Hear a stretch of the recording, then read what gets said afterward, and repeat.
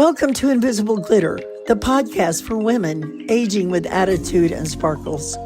I'm Sandy Parker, founder of the Pink Lady Posse, coach, cheerleader, and your connector in chief for whatever you need to go from what now to what's next. Each episode brings real stories of women rewriting their lives, leaving us with tools we can use and inspiration that motivates. Because your next chapter, it's not about winding down, it's about lighting up. And the most powerful glitter is the kind no one sees coming. Let's go. Hi, everybody. Sandy Parker Martinez. You are at Invisible Glitter, the place where you age with attitude and sparkles. And I am here with someone I don't know well, Joan Curtis, and it's such an exciting time to meet her. She is an insurance business professional and she mentors 100 agents. And how I found her was on Facebook. And every time I saw her, I listened to what she was saying. So, you don't even know why, right? And I know people do that to you all the time. So, welcome, Joan. I'm so happy you're here. Thank you so much. I'm excited to meet you as well. And I definitely can see where you're going to be a part of my life for a minute because you're pretty cool. So I'm excited about that. Well, what we're looking at is how we live life and how we reinvent life and how we don't stop living. Like that, we say, imagine women just getting older and fading out. Well, if I'm 60, going to live 26 more years, we got to have a reveal, not just so fading out, right? Yeah, So you have to have a final hurrah. I want to reveal. So Yes. I want you to tell me from the start, like how your life started and where you've seen reinvention like happen literally in your life. Well, we kind of talked a little bit before we started recording. To me, reinvention happens daily in a lot of ways because sometimes you just have to be, as a woman, ready to pivot. And so my life started like anyone else. I was part of a large family, and when I was 16 I ended up being homeless due to conversations with my father. And I had a father who was pretty stern, and I was number 7 out of 10. I have 6 brothers and 3 sisters, and so by the time he got to me he was done. Like number 7, he's like, oh, Oh, so he was just intolerable, and he decided that I was going to be better off on my own, and so basically kicked me out on my own. And my mother fought him, but that's kind of where the reinvention started because I'm like, I had nothing. And so from there, I got my GED at 19, moved to Oklahoma from Phoenix, Arizona at 22, and met my husband the first day I moved here. And we were friends for a year, dated for 3, engaged for 10 months, married 27 years when he passed away a year ago, May 15th. The love of my life. Most amazing man you'll ever meet. I wish you could have met him because he was such a joy and you would have loved him. wow. He was a fireman for 31 years. So I was a fire wife for a long time. And we have 4 children, 27, 24, 20, and 17. So just a lot. I mean, there's so many different seasons just in that story in and of itself. How do you go from being homeless to owning a business? How do you go from meeting someone and becoming a widow and a whole lifetime happening? How do as a fireman's wife, being at home with 4 kids by myself? Because, when the kids were sick, Todd wasn't there. Like I used to tell him it was like clockwork. It's like you go to work and something happens. And I'm here Oh, by myself trying to figure it out. So, I mean, I had to take the kids to the store to get the medicine. Like we had to all go. It wasn't where I could just, step away for a minute. So there's just a lot of reinventing that happens in a woman's life with all those seasons. And I'm now 56 years old, and I am looking at a future where I'm about to be an empty nester. My son's going to be a senior next year, and he's 6'3", almost 6'4", and wears a size 12 shoe and eats me out of house and home and is the most precious, sweet boy. And the other day I was so excited because we went to the movies and he held my hand in the mall. And I was like, oh, it was such a dream. oh, He held my hand. I was like, oh, I love this. So it's the little things that matter. You have to pay attention. But I really think that reinventing yourself and where it all started came back from me being at a place where I had to literally depend on myself. And I used to say that the Lord saw me And I walked into a church and he shut the door behind me and locked it and said, "We have to talk." Because I literally ended up in the church and, hearing from the Lord and growing in my relationship with the Lord. And then when I met my husband, he gave me my first Bible and Oh, challenged me to understand it. And now I know the word and I like to teach the word and teach people about their identity in the word. Because, like I was saying earlier, as we were talking, once you know who you are, what happens around you doesn't really change who you are. It's when you don't know who you are that things can push you one way or another. So at 56, reinventing myself, I started flipping furniture and I started doing the DIY stuff. And but thank God, because we had life insurance when my husband passed away, I'm now out of debt. So, and I have some finances. And I'm like, what do I want to do? Like, and a very, very dear friend with me sat with me after Todd died. And she said to me, she was a financial advisor. She said, "Well, what do you want to do?" And I started telling her all the plans that Todd and I had made. And she said, "Stop.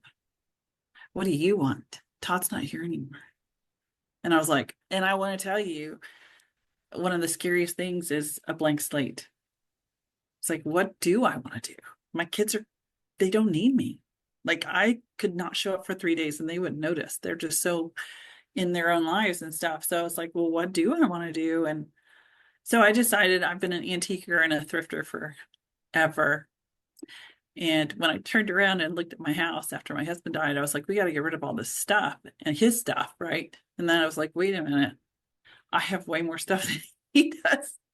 My kids are going to kill me if I die and leave them with this stuff. So I started a booth and it just kind of grew. And now I have 3 booths. you And have 3 booths? yes, I had 3 booths in the same mall actually, because I just needed the space. So once I started doing the furniture, I'm like, hey, I need more room. So how much does it cost to get more space? And so, yeah, and it's growing and it's doing well. I won't say I'm profitable yet, because if you're in business, it's all about profit and loss. And I put way more into it than I'm getting out, but I do get a payout every month outside of my booth rent. So I say that's a win for sure. And it's just fun. It is fun. I get to be creative. I get to source things for $1 and sell them for 10. Like, it's like a game in some ways for me. It keeps me busy on Saturday mornings. I go out and thrift and go to garage sales. And I have friends who join me along the way who are like, hey, when are you going thrifting next? I want to go.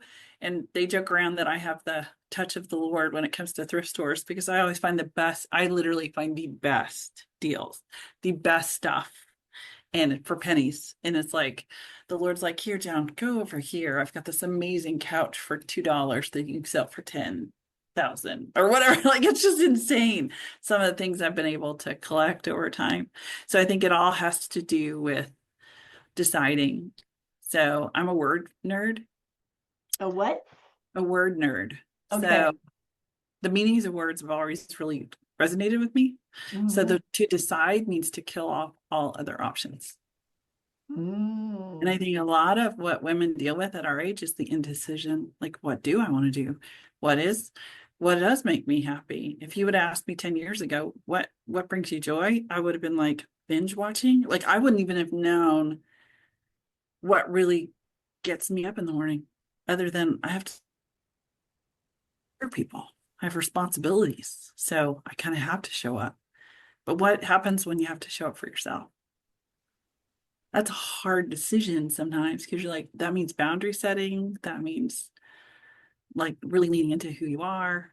And like, I'm a creative. I love being creative. I love words. I love talking. I love shopping.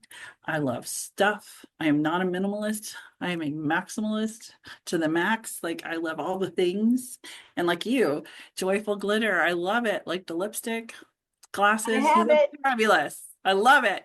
So tell me the name of your booth, because you're a word nerd and it's the perfect name. I mean, I'm Yes, like, it is. okay, who is this that came up with that name? That's fun. Well, I was literally thinking, so I'll tell you, if you have to name your cat, I won't be able to sleep for 3 days till we get it done. So that's a big thing for me. So the name of my booth had to be really specific and very personal. Several years ago, my husband and I went to Israel. It was his dream trip.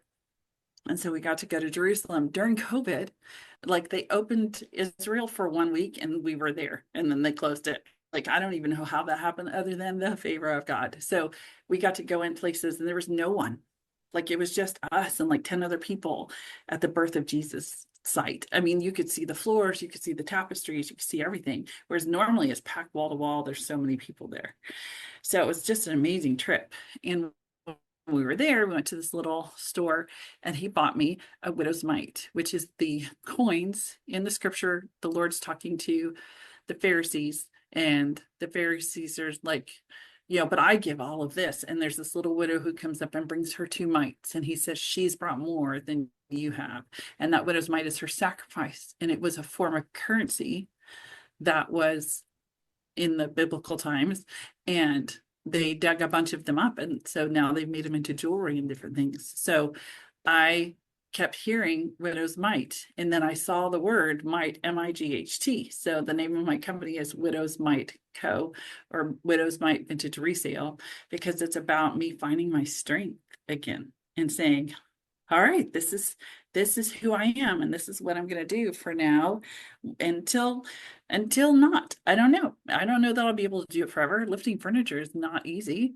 So there may be a time where physically it becomes impossible, but I'm learning how to use power tools. And after my husband died, I went out and bought all the power tools I could find because he had some and I didn't like them. And I know it sounds crazy, but I didn't know if they worked well. They were clunky, they were heavy. And so I found things that worked for me so I could learn how to use them. And so slowly, one piece of furniture at a time, I'm learning how to do it. Do you know what wood you bend is? Would you bend? Uh, Uh, you're gonna love this. Okay. It's spelled wood, and then the letter U, and then you bend. Uh-huh. And it's molding.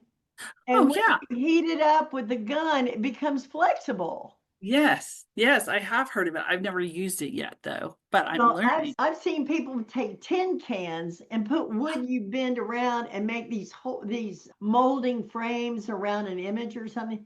Anyway, Wow, if that's you're into cool. redoing furniture, and I saw Yes. the piece that you did, it's beautiful. Thank you. Well, the very first one I did was a hutch that had a dresser at the bottom and then it had like shelving at the top. It was like one you see in an old country house with plates, stuff on it. And I brought it home. I bought it for $89, I think. And during the Super Bowl, I was having I call it my grief moment.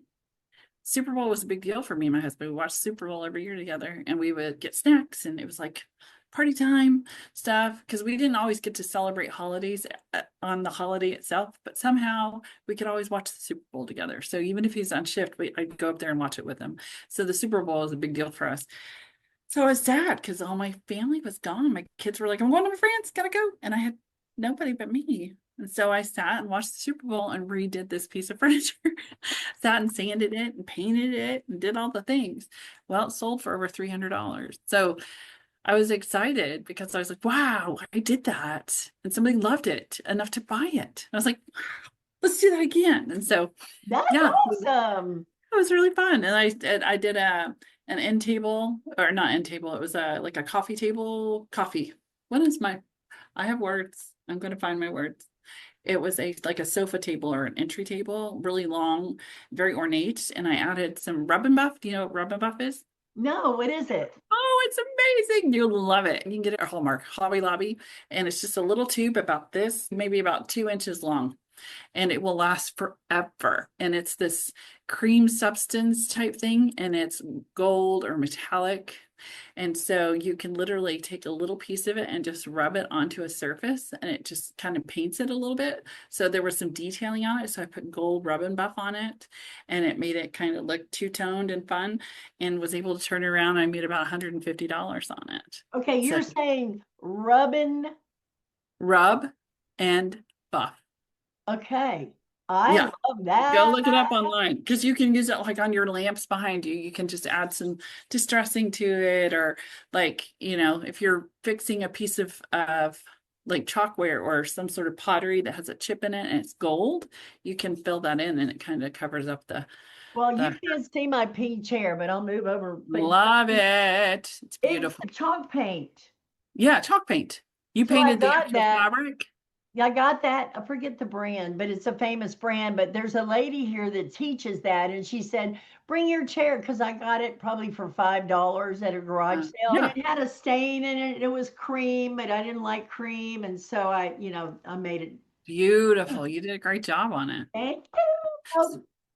I'm hearing a lot of things in what you're saying, Mhm. but there's a strength in you that is easy. It's not easy to overlook, but it goes by so fast that it was there. And so I want to remind myself what you said. When you know who you are, circumstances can change, but you're still who you are. Did I That's say right. that right? Or Yes, maybe you you can did. say it again. Yes, you did. Where I learned that lesson was my husband and I had 4 miscarriages. After we had 4 children, we had beautiful, wonderful children, and then tried to have a fifth. First time we ever tried to get pregnant, by the way. I don't know how. We had 4 without even thinking. The minute I tried, I couldn't carry to term. And so it was during that time that the Lord really spoke to me about my identity and who I was. A miscarriage doesn't define who you are. It is a circumstance that, because of my beliefs, I know that my children are in heaven. My husband's met them already. I'm jealous. He got to meet them first. Oh, I was like, dude, not fair. But it was like who God is didn't change just because the circumstance changed. And then he reminded me who I am. I'm the daughter of the king. As the daughter of a king, like when I walk in a room, people notice. When I say something online, people notice because I'm the daughter of a king. They do. And it's a confidence. And the Lord showed me the word confidence really means trust. So when people are like, oh, how do you become confident? Well, you have to learn to trust. If you don't trust something, you're not going to be confident in it. And so I had to learn that just because of what's happening, the crazy that happens around you, I still have control over my attitude in it. I still have the ability to make good decisions and good choices. I have the ability to set boundaries to say, you know what, this makes me uncomfortable. I need a minute. I'm not going to make a decision right now. I need time to think through what I want to you do. go, girl. I You love know, you. and You're just fun. I'm feisty, but I should say Jesus made me this way. God made me this way, and Jesus loves me this way because I'm an atmosphere changer. That's what the Lord showed me years ago, that I have to be willing to take the step to be different, to give people permission to do what they do, because sometimes they just need to see somebody go first. And I just can't care what people think, because when you got to go first, you can't be worried about what people are thinking. Well, And and so, when you think back to your beginning, like mhm, as horrible as it sounds, the mhm, outcome of that growth mhm. is life-giving for you. I mean, Yeah, you just have but I I was think, telling you that Frenchie, the pink yes, lady, yeah. she made me an honorary pink lady. I'm so excited. Oh, that's amazing. She reminded me of the pink lady pledge. I'm like, oh gosh. And all those pink ladies in Greece are our age, my age now, 60s to 70s to early 80s. And I found her and she sent me a pep talk and reminded me that you gotta be cool, you gotta act cool till death do us part. And I'm like, oh my gosh. So one of the things I like to do is ask women, and I'm asking you, what is cool? What is cool? What's cool to you? Okay. Well, there's lots of things I could say with that. I mean, we were kind of talking a little bit about that before, about transitions that happened in my life that are cool, like owning a business and having the ability to make decisions for myself financially. That I'm in a situation now because my husband died. I'm in the greatest profession in the world. We had insurance, we had life insurance. And because of that, I don't have debt. And a lot of people I know, it's odd to say this, but I've met more people younger than me that are widows than I have older than me. So if you haven't gotten that worked out, yes, I have. If you haven't gotten that worked out, get your life insurance in place, because you never know. Like COVID took out people who were healthy and fine, and the next day they were gone. I mean, and it's just crazy to me. And children, like there's so many people who have died from random stuff in the last 20 years. It's just weird. I've gone to 5 children's funerals in the last 20 years. 5 children under the age of 15 from asthma and allergies and you name it. So that being said, my husband and I really we put our money where our mouth was. I'm an insurance agent. He's a firefighter. We knew something could happen and we wanted to be prepared when it did. So financially, I'm doing really well. And I know a lot of people who aren't in that same position. They don't know what their next step is. A lot of women don't have education. They don't have a job that can really support the family. Like, it's crazy. So I think it's cool when you make choices that affect the wealth and the legacy of your family. And now all my kids, they want to own their own businesses too. Oh, that's cool. Yeah, so that's really cool to me. And my oldest daughter's a nurse, her husband's a nurse, but they want to get into the flipping business with me. They're like, hey, we want to do this too, because we'd love to be able to have extra income and get out of debt and all the things. And so I think it's cool to own a business. Another thing I think is cool is making choices that knowing who I am in such a way that I know what to say no to. That's And being cool. able, yeah, that's really cool to me because I know a lot of people who do think, and I say I know a lot of people because I do. Insurance salespeople know everybody, but I have friends who stay in relationships or stay at jobs that they don't want to be at anymore because they don't want to hurt somebody's feelings. It's like, well, what about your feelings? You're hurting your own feeling. Like, why are you sacrificing your joy to make someone else happy? Because once you make that decision, that makes room for someone else's happiness. And you can go find your happiness, you know? So I Time think freedom, you said time freedom is cool. time freedom is really cool because I was able to take off 6 months after my husband died and just be there with my 17-year-old That's because cool. he was there with me when his dad was being worked on by the firefighters. He walked out of his room. It was 5:30 in the morning when he had a heart attack, and he walked out of the room to firemen and all the things and like the trauma that went with that, and just being able to sit with him and sit in our grief for a minute and be like, yeah, this sucks. And for us to be able to look at each other to this day, all of my kids are amazing. And I have a great relationship with all. Had you been at his funeral, they spoke at the funeral and they were unbelievable. Like they should do a circuit. They were so well spoken. But John and I will sit in the house because it's just us. And I'll look at him and go, hey, that was hard. And he'll go, yeah, that was hard. And I'll go, but we're okay. He goes, yeah, we're going to be okay. And just being able to walk that out with him because we had to go through probate. And we had one property that my name was left off title by accident, and he died the next day. It's just random that happened. But going through all of that and the stress of all of that and having him walk out of the room and be like, you okay? I'm like, well, I'm gonna be. And just reminding myself that this is temporary. This is just temporary. So I think time freedom's everything because with time, you have the ability to make great decisions and to carry out what you really desire to do. Because I think a lot of people are trapped in jobs, relationships, ministries, all the things. Mm-hmm. And they have a desire in their heart to do something and they don't have the time to do it because they have all these obligations or they're in debt up to their eyeballs. Well, speaking of time to do it, you Yeah. also told me you're taking a girl trip.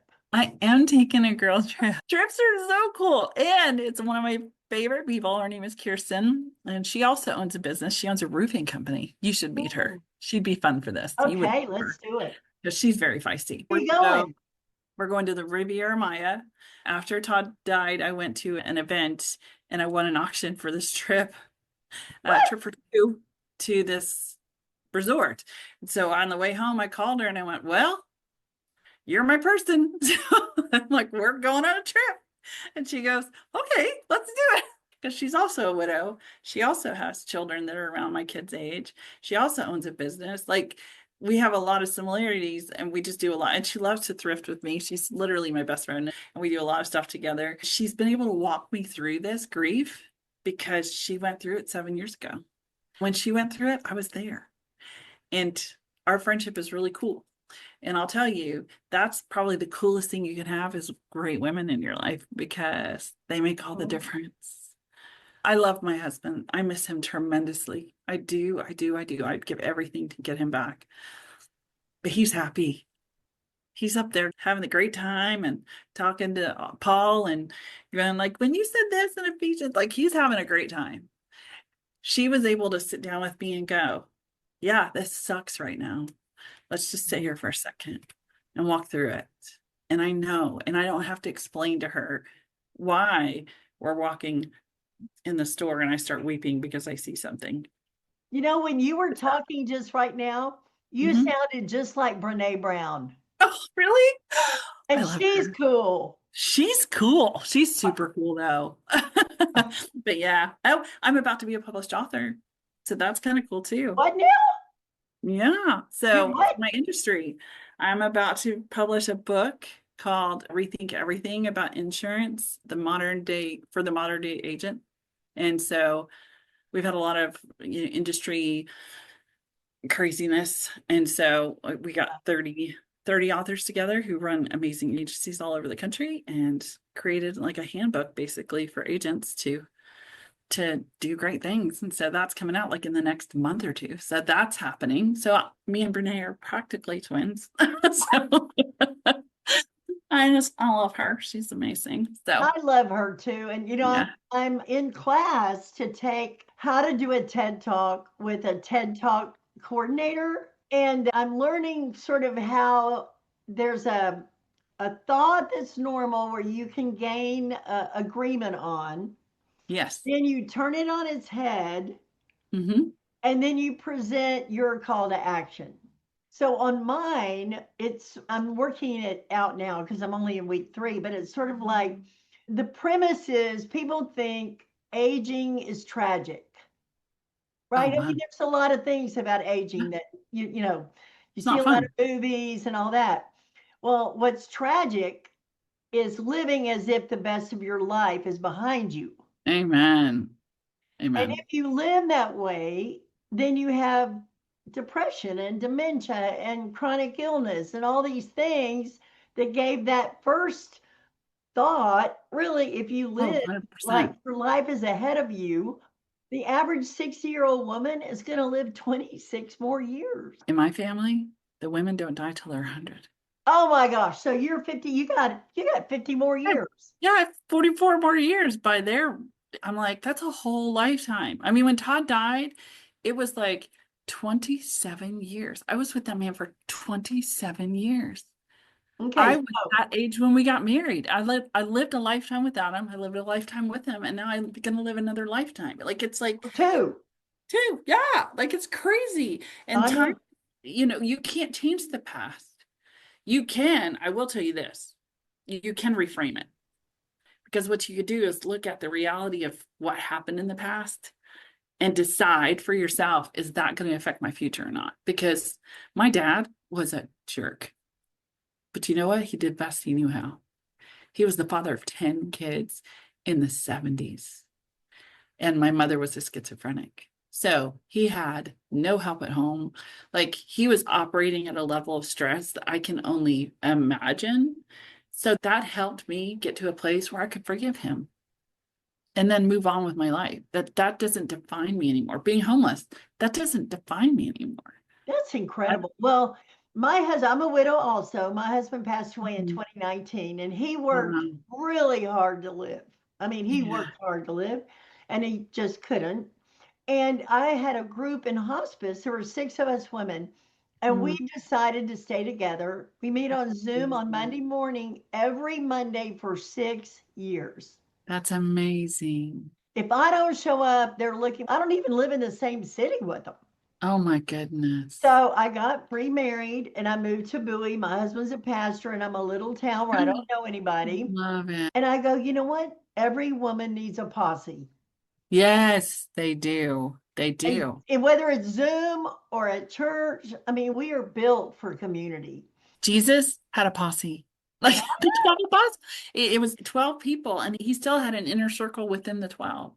So no, I totally get that. The whole Me, thing about the Pink Lady posse, and I was telling somebody yesterday, you know, what's so beautiful about these times with people like you is that what we can learn from each other is everything, Mhm. right? I mean, what You we can have learn. to remain teachable. If you want to ask me, if I could go back and answer your question, what's cool? Being teachable is cool because you will never be stuck.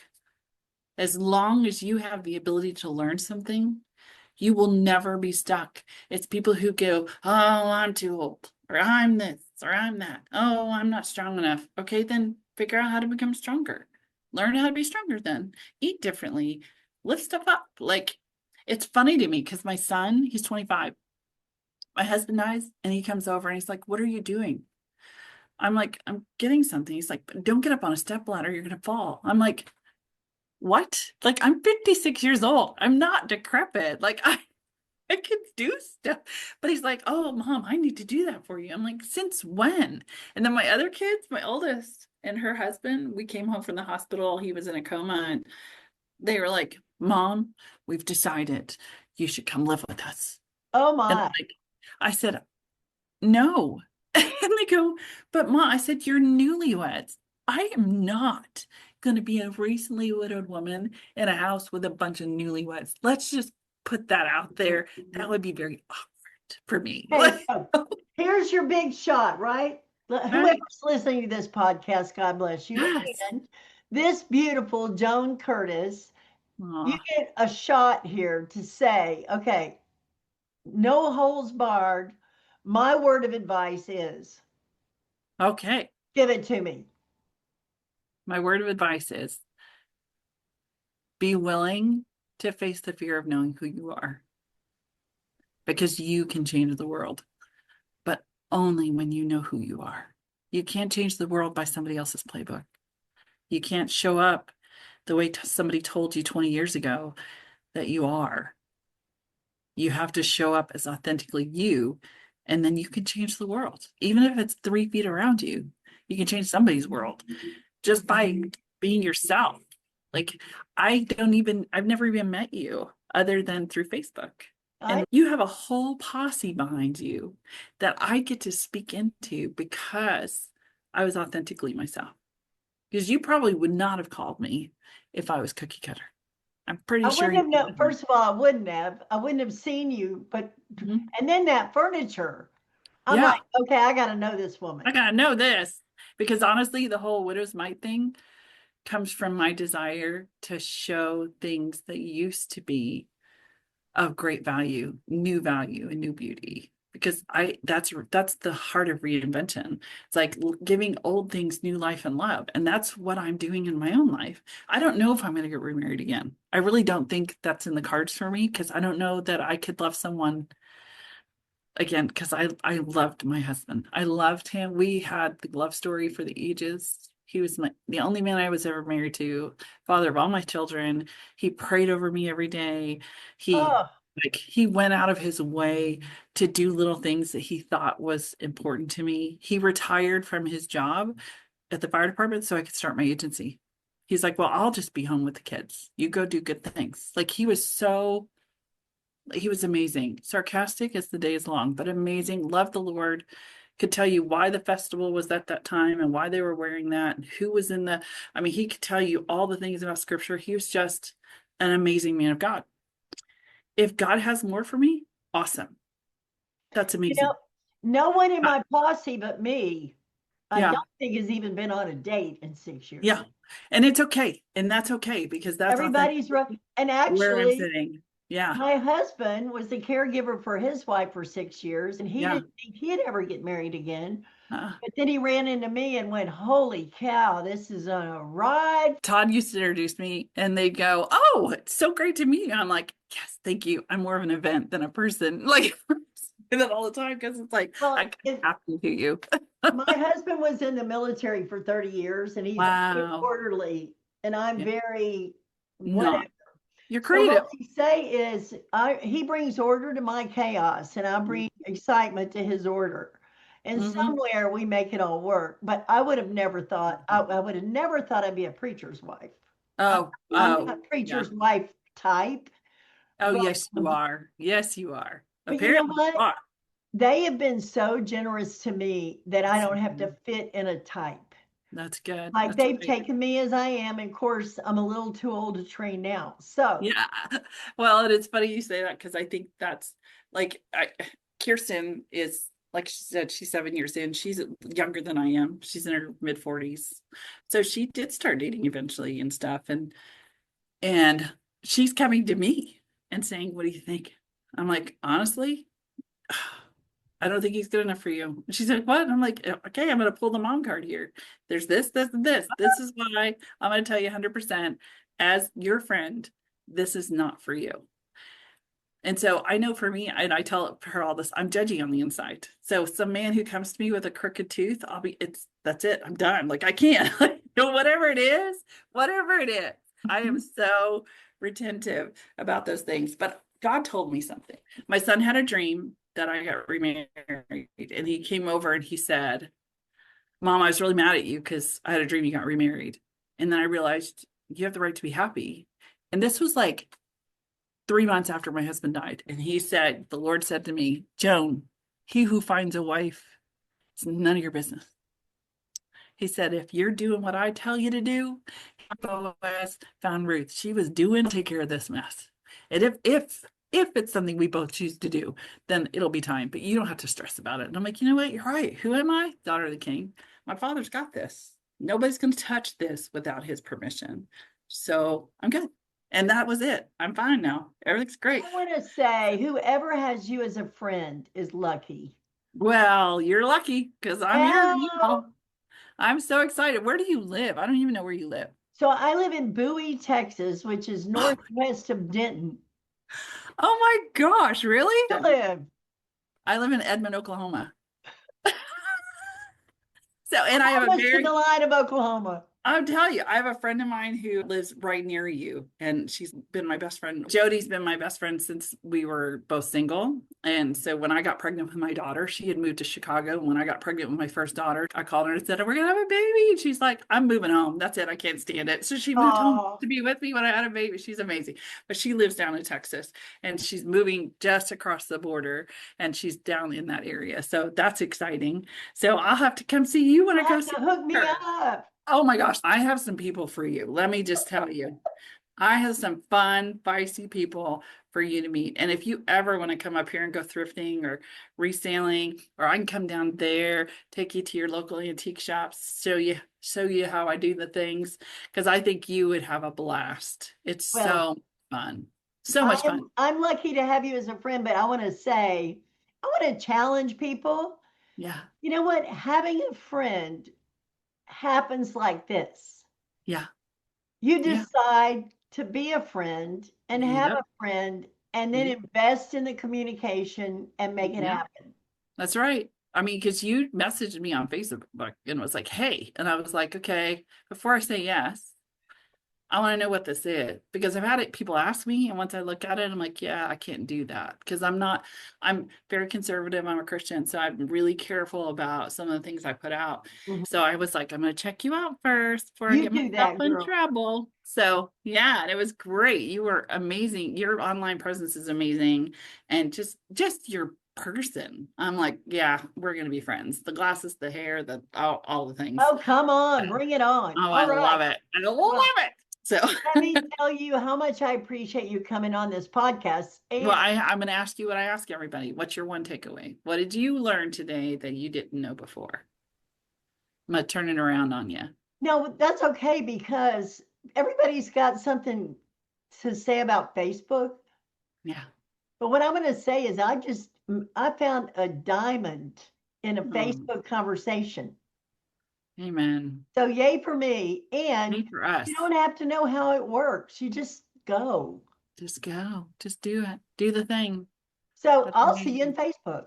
I'm so excited. No, I want to get on the phone call with the widows. Oh my gosh. Come on. They're amazing. I bet they're all amazing. So well, I'm so happy to know you, and we will see you soon. Yes, we will. Go be cool. Bye. Bye. Thank you so much for being with us at Invisible Glitter for Women Aging with Attitude and Sparkles. Go to pinkladyposse.com where you will find replays, links, and show notes. Want to know when the new episodes launch? Be sure and sign up for the glitter list. So join us and enjoy being linked into our community of bold, brilliant women who are redefining their next chapter together. Invisible Glitter is free to listen to and a proud founding podcast of the Liminal Network. Please rate and review the show on Apple Podcasts, Spotify, or wherever you listen to your podcasts. Share this episode and all of your favorite ones with a friend and on social media.